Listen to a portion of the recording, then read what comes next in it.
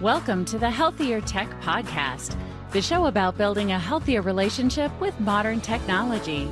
Now here are your hosts, R. Blank and Stephanie Warner.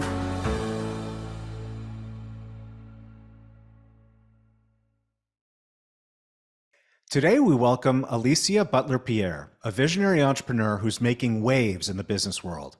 With her vast experience in speaking, coaching, writing, lecturing, and podcasting, she has helped numerous small businesses achieve their goals.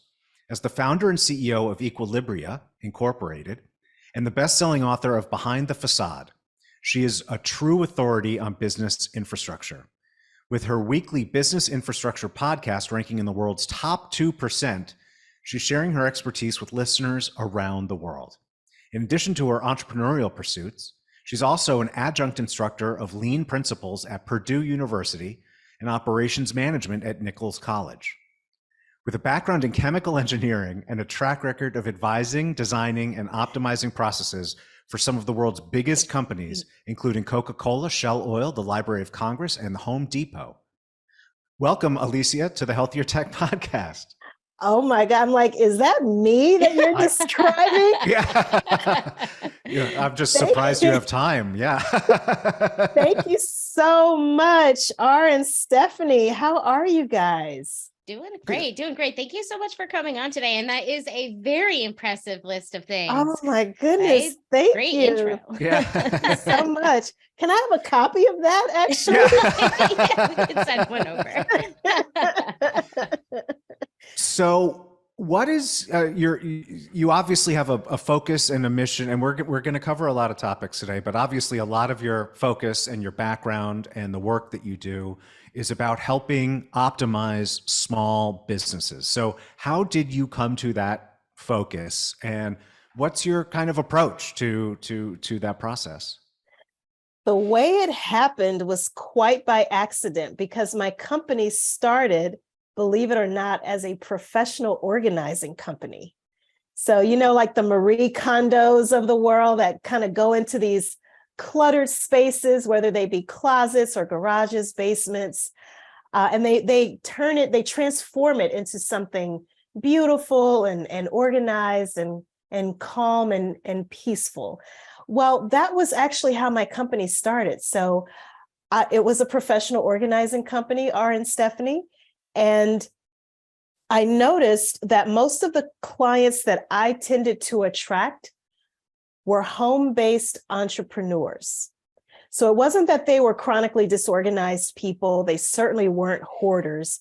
They just needed processes and systems in place so that they could keep things going on with their business separate from everything else going on in the house. And eventually, over time, it morphed and evolved from professional organizing to business infrastructure. So I kind of got out of the organizing game, so to speak, got out of being inside of people's homes and into people's actual businesses. Yeah, so you went from organizing things to organizing processes. Correct. That's a great way of putting it.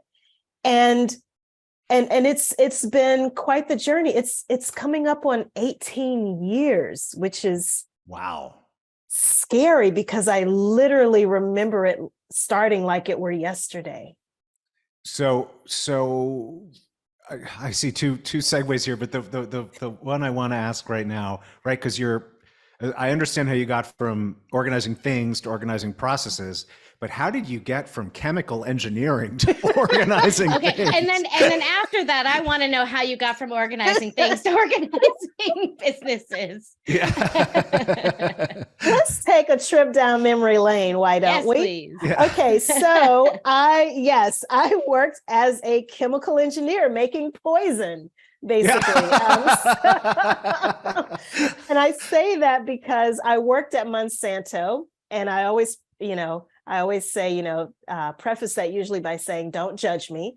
But I did work at Monsanto, and I literally was making Roundup. And chemical engineers, when you are working in a chemical plant or an oil refinery, you're usually working as what's called a process engineer. And what that means is I literally was responsible for figuring out anytime, let's say there was a batch of Roundup that was produced and it, for whatever reason, didn't meet the specifications that it was supposed to have, as a process engineer, I literally had to figure out what went wrong in the process of producing that particular batch that caused it to not meet the specification. So imagine studying the flow of chemicals or oils through a pipeline and transferring that information, that same thought process and logic that goes into understanding how to make things flow better, how to make liquids, in this case, flow better through a pipeline, and translate that into how can we make information and work flow better within businesses. So to me, it's always been about process and whether or not something is actually flowing. And if it isn't, what's impeding that flow? What are the bottlenecks? And how can we figure out how to address those bottlenecks so that it flows even faster and more seamlessly? And hey, can we even automate? Yeah, you sound to me like very much to me like a very like a high level thinker, right? If you're seeing, well, I'm making Roundup, so that obviously has parallels to decluttering homes, and then I'm decluttering homes, and obviously that has to do with business optimization, right? Like you're thinking at a very high level. I don't know if that is that a compliment. I think is that a compliment, I think so. Okay. Yeah, Okay. Wow. Now I'm going to doubt myself that it wasn't obvious. So you have a best-selling book, Behind the Facade. What's that about?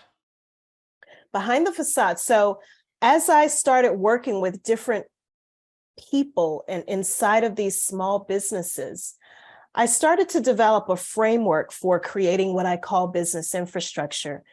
And to be honest with both of you, Stephanie and I reached a point where I was like, wait a minute, I'm doing all of this work to help these other small businesses put in place an infrastructure so that they can have a solid foundation upon which they can not just grow, but scale their companies.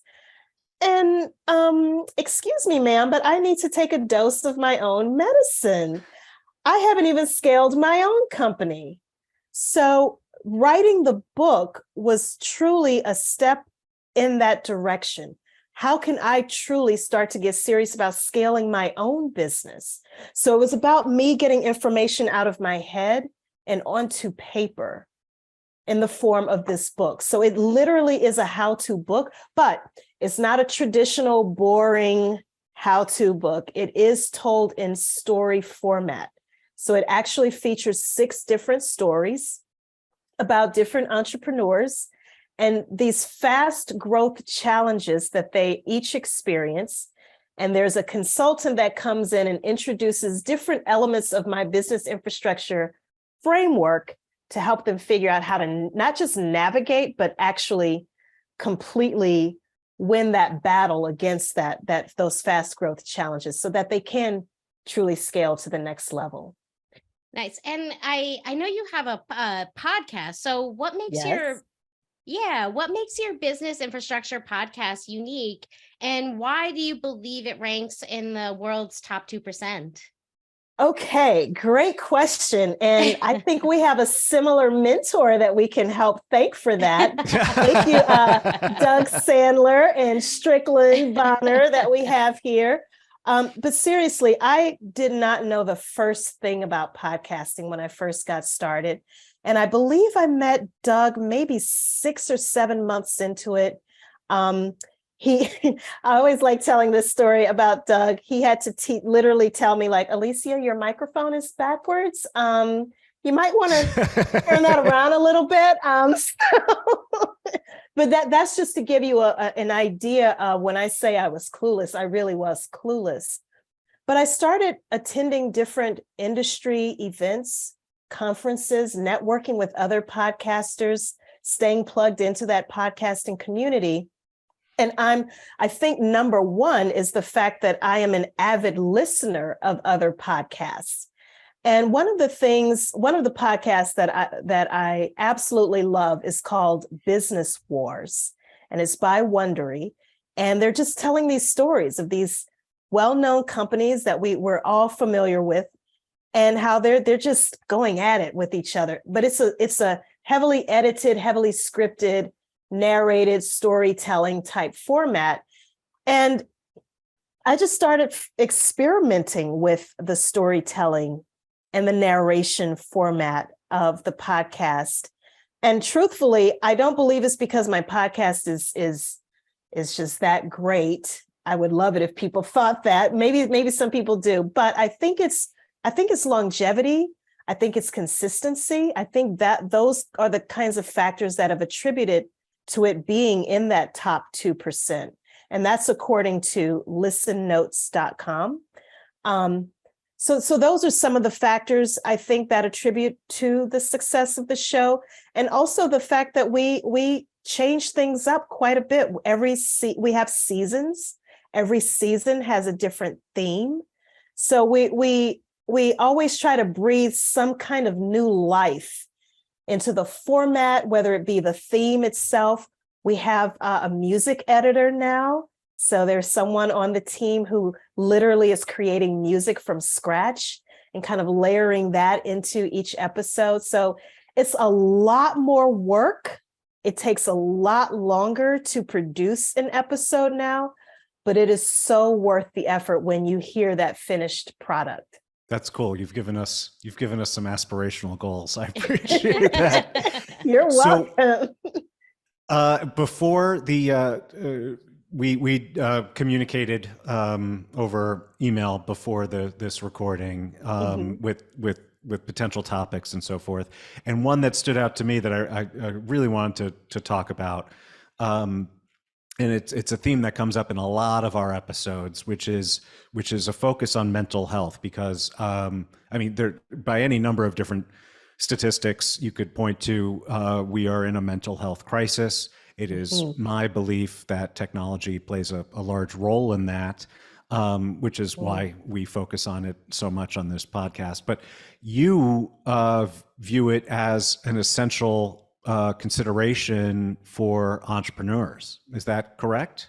Absolutely. So why is mental health in particular important for entrepreneurs, especially as they begin engaging in the types of scaling activities that you help define and optimize? Being an entrepreneur can be very lonely. It can be very lonely because think about it, most of your friends, more than likely, are not entrepreneurs, and they can't always relate to you. They might want to decompress and tell you, things about their boss or their coworkers, but you're trying to tell them about things that they simply can't relate to. And I think one of the things that has been so important for my own personal mental health is just having that trusted tribe of other fellow entrepreneurs who get it, who understand the struggle, who understand that sometimes you have these days where you just don't want to get out of bed sometimes, but you have to do it, right? Because if you don't get up, if you don't fish, you don't eat. And so I think for our friends and our family who are well-intentioned, they just don't understand that. They don't understand that, okay, you get to take a day off and still get paid potentially, but I don't have that luxury. If I take a day off, it is a day off. Yeah, I remember that. Yeah, for sure. And I remember how liberating it was to get to the point where I realized I could take a day off and less would get done, but stuff was still getting done because there were other people there to do it. Exactly. And it took a huge amount of pressure off. And so Art, to go back to your original question, so that's when you're first starting, right? You definitely have to surround yourself with other entrepreneurs who get the struggle, who understand the challenges and the day-to-day things that you're dealing with. But then as you're starting to scale, the challenges don't go away. The problems don't go away. If anything, they get bigger. That grows in magnitude as well, because now more than likely you have a bigger team. You have more complex processes. You have these different technologies. Why isn't this technology talking to that technology? As you grow, And as your company grows, so does usually the scale and the magnitude of the issues, challenges, obstacles, and hurdles that you're dealing with. And sometimes it can just be too much. And we need to talk to others. I hope you don't mind me sharing this. I know this isn't something that Strick or Doug know, but last year I had a 10-pound tumor removed. Ooh. And I am convinced it was because of stress. It was because things that happened during COVID, things that would normally have been outlets for me, I couldn't do anymore because they were closed. Something as simple as going to sit inside of a Starbucks, I couldn't do it anymore, just to have that change of scenery. And it was taking a toll on me because I was getting stressed out. I'm growing my team. The challenges and the complexities of all of that were mounting. And I really think my body just gave out, to be honest with you. I was in severe pain. And through a series of tests, they discovered I had this tumor. And I had major surgery last April. So that was my wake-up call. And I'm sharing this story with you and your listeners in the hopes that whoever is listening to this right now, that you will understand the importance of talking it out, finding people to talk to, because I tried to talk to some of those close entrepreneur friends, and they're like, oh, well, I'm an extrovert, so I always find things, I don't have any problems. I'm like, really? Because I'm struggling. And I actually had a friend who committed suicide during COVID. So these things were very real, not having these outlets, not being able to see your friends, to hang out at a restaurant or a bar, or whatever you would do, just to have that social human touch, that social interaction, that face-to-face connection. Again, it took a toll on me. And I think one of my big lessons learned is, if I have something to say, I'm going to say it. And I need to express when I'm not okay, because I wasn't doing that before. I was just kind of taking it all on. I was superwoman.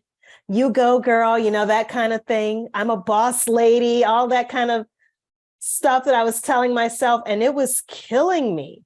It was literally killing me. And so I am a huge advocate for therapy.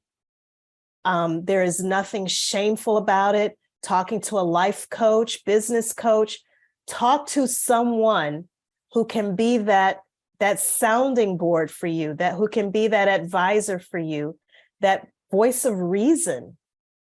So I just thought I'd mention that. I really appreciate you opening up like that and sharing your hard-learned insights on that. And, obviously, when you realize you're carrying around a 10-pound tumor, that's going to be a pretty big wake-up call for the other people listening who hopefully, fortunately, don't have that obvious a wake-up call in their face, right? How do you recommend that these people, especially the entrepreneurs, but really anybody, take stock of their mental health? And let me just throw a little more context on that question, because we just interviewed Dr. Buhan, and he was talking about, he tends to see oncology patients, and he was saying, a lot of the times the warning signs are there that people have these symptoms and they just sort of brush them off, and they don't think it's that important. They kind of put it out of mind. And we've had similar discussions in other episodes around issues of anxiety, where people don't even realize they have anxiety, right? So as I say, you had a serious wake-up call, and hopefully, for most of us, it wouldn't take that serious a wake-up call to wake up, right? So how do you advocate that people listening take active steps to take stock of their mental health? One big thing for me was stop. When you feel tired, stop. When you experience any kind of physical pain, stop and address it. But what I was doing, I was pushing through anyway. I was powering through anyway, to my detriment. I remember one day in particular, I was literally doubled over in pain, screaming, and I did not go to the doctor. I was like, you know what? I'm just going to sleep this off. I'm going to sleep it off and I'll be okay. And at least I thought I was okay because I was able to function after a few more hours of sleep. I'm thinking, oh, maybe this is just my body's way of telling me I'm fatigued. Lay down for a few hours and everything will be okay when you wake up. But it wasn't okay. It wasn't okay. I'm glad you mentioned the part about anxiety because I did not realize how much stress home brought for me until I went to visit my parents. I actually developed a really severe case of eczema during COVID. And I had not had eczema since I was a kid. And I'm like, what is this? And a friend recommended, that I, get some Gold Bond lotion. And sure enough, it cleared it up. So I remember going home to visit my parents. I think this was like toward the end of 2020. And they live in Louisiana. And I was there for a couple of weeks. And as I started to drive back home to Atlanta, Georgia, as soon as I crossed the state line, R and Stephanie, I could feel the tension mounting, the anxiety starting to increase because I'm thinking, oh my God, what's going to face me when I open the door at home? Home is no longer my safe place. I am on edge when I come home. I'm anxious. I'm nervous. I feel like I have to be on all the time when I'm at home. And do you have a home office? I do. I'm in my home office now. Yeah. Now, here's what's interesting. That's a great point, too, because I got out of my home office. I now have a commercial space, which was a huge step in the right direction because, again, I had always worked from home. Yeah. But I always had an outlet because I was always networking, going to different events, business lunches, dinners, going to sit in Starbucks. But when COVID happened, there was no escaping it. It all just kind of meshed into one and it stressed me out. And I didn't make that connection until as I was driving home. And again, I crossed that state line and all of those feelings just started to surface. And I remember coming home and I started itching, again. The eczema was coming back and I was like, oh my God, okay, I have to do something.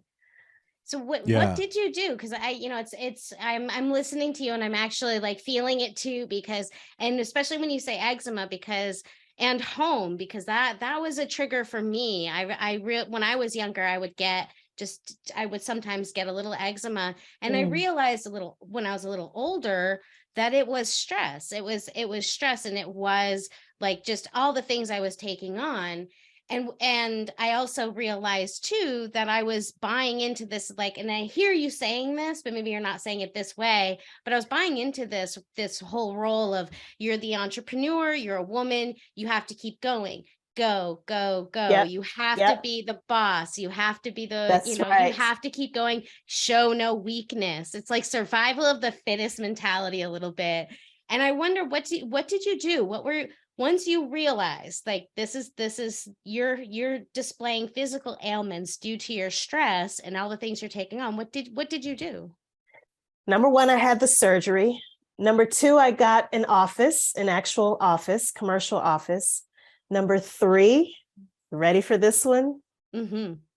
I filed for a divorce. Okay. That's my other big news. My first guess was home office, but spouse should have been my second. Yeah, I am literally going through a divorce right now because I just started to really take stock of, it's exactly what you just said, Stephanie. Here I am burning the candle from both ends in constant hustle mode. I'm killing myself. And I don't have the support that I need. I'm holding everything down. I am the glue, like I need a break. And you literally see me deteriorating right before your eyes and you're not helping me. Something's got to give. I can't do this anymore. And so believe me, that was a very difficult decision, and it did not come lightly because I've been married almost 16 years. So I gave it the good old college try. I did. Right. I did. I gave it the good old college try, but I could not continue in that way. And again, as I started to really take stock of how did I get to this place? What led to this? What led me here? And I just started really thinking, and that was a major stressor for me. Yeah. For at least the past 8 years. I'm sorry, I'm a little bit lost for words. I'm like, I didn't have a segue planned for tumor and divorce. But no, I appreciate you. Really, I'm sorry for turning it into a joke, but no, I appreciate that's the important thing too, is to be able to laugh. Right. Laugh it out. Yeah, laughter is so important. I mean, we've all been through serious life-changing events. I mean, if we're lucky enough to still be around, then we've survived some serious life-changing events to get to where we are. And unfortunately, sometimes it does take getting to a really seriously bad place in life before realizing you need to make drastic changes. That's not the right. So when a company seeks you out for work, do they feel like they are in crisis, or do they like that? Or do they feel more like they're stuck? Or like, what drives a company to become a client of yours? Drawing the parallels from what we were just discussing. Sure. Sadly, they are in crisis mode. Sadly, I wish more companies would proactively come to me, but usually when they come to me, it's because they're already running around like chickens with their heads cut off. They already have a problem of not being able to meet the growing demand for their goods and services. Everything is chaotic.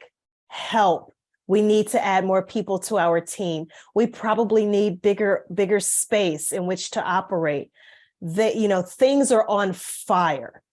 And if they don't do something soon, everything they've worked so hard for, they now risk losing, not because they don't have enough business, but because they have too much. And that is a real tragedy.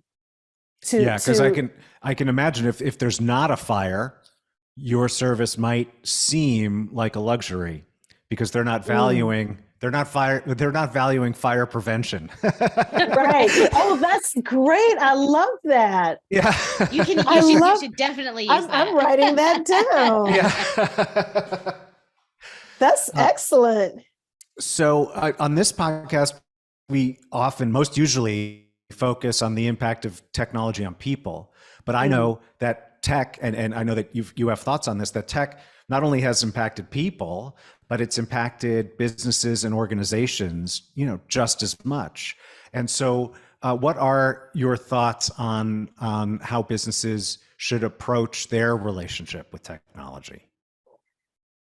Oh, how do I answer that question? So I'll tell you how technology usually comes into the conversation with the work that we do.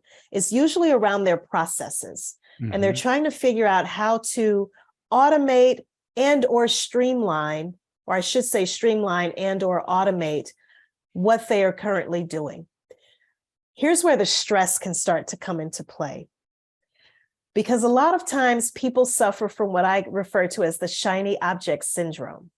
There's this new technology out. Oh, and look at what it can do. It can talk to you and it can sing and do all these other things. And you're so enamored by it and you invest in it. And then you realize, oh my gosh, instead of this technology making things easier and simpler and quicker, it's actually taking a lot longer because it doesn't integrate with the other technologies that we're using.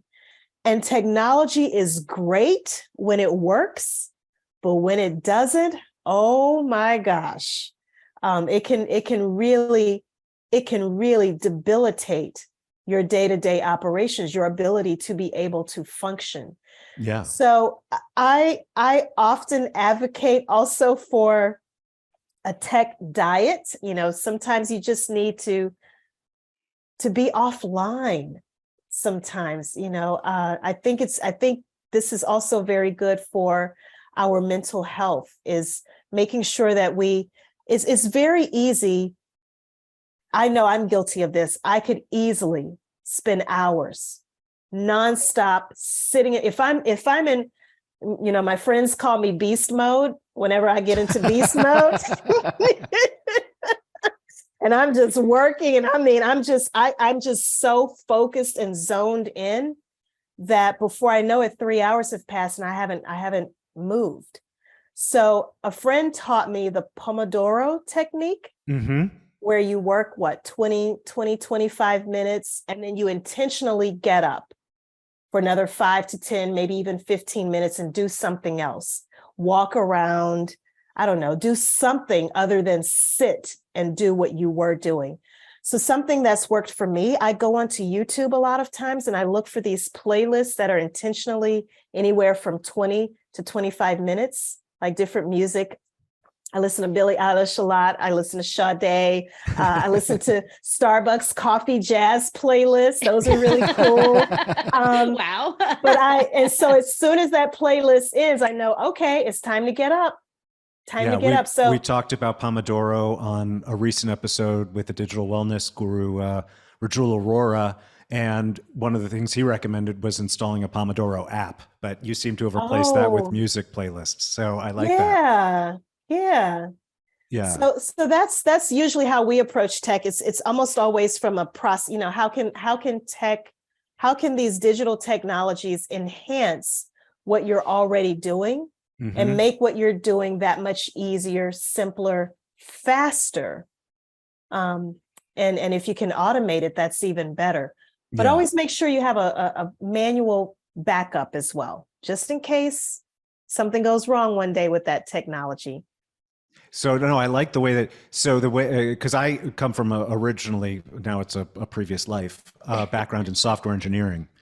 And I feel like you're talking about a very similar sort of thing. Cause I also, while I was a software engineer, I also have an MBA. So I was always taking kind of a business a business operations approach to the design of software and the design of solutions for people and companies.